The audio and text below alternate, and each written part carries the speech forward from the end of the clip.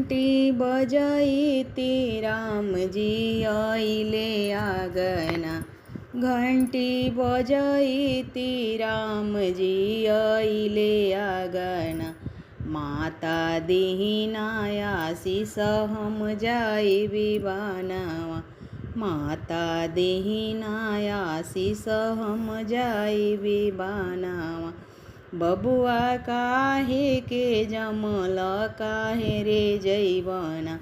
बबुआ काहे के जमल काहे रे जैवना। माता कर्म में लिखल बा जाए के बानवा। माता कर्म में लिखल बा जाए के बानवा।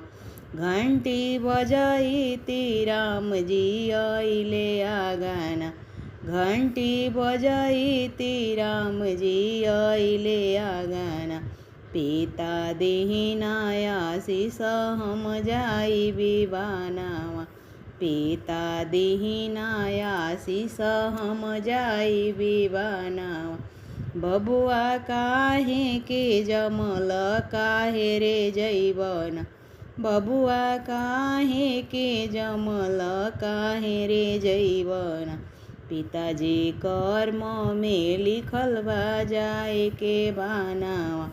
पिताजी कर्म में लिखल बा जाए के बानवा।